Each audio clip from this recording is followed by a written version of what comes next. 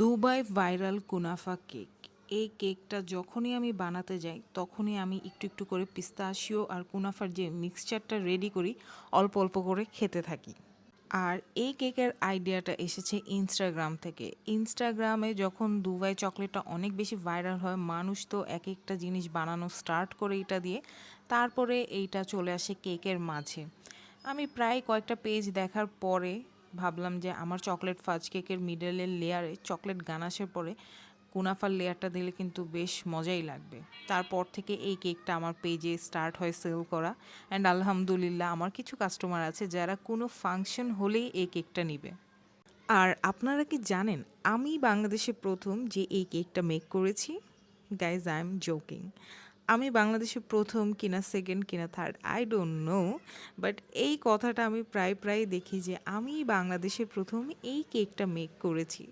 আর কেকের স্রোত দেখলে তখন হাসিই লাগে যে এই হুইপ ক্রিমের কেক দিয়ে আপনারা বাংলাদেশের প্রথম যেভাবে দাবি করেন, একটা সুন্দর ফিউশন কেক যদি রেডি করতেন তাহলে কি করতেন বলেন। আসলে যারা এই টাইপের কন্টেন্ট বানায় যে আমি বাংলাদেশে প্রথম, তাদের আসলে আমাদের বেকিং সেক্টর নিয়ে ধারণা খুবই কম বা জ্ঞান কম, নতুন এসেছে এই টাইপের মানুষগুলোই এই ধরনের কন্টেন্টগুলো বানায়।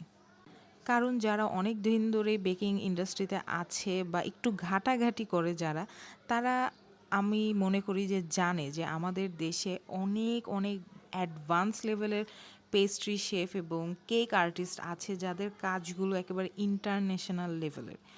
আর তাদের আচরণ, তাদের বিহেভিয়ার যতটা বিনয়ী, তারা কখনোই গলা ফাটিয়ে বলে না যে এই কাজটা আমি বাংলাদেশে প্রথম এনেছি।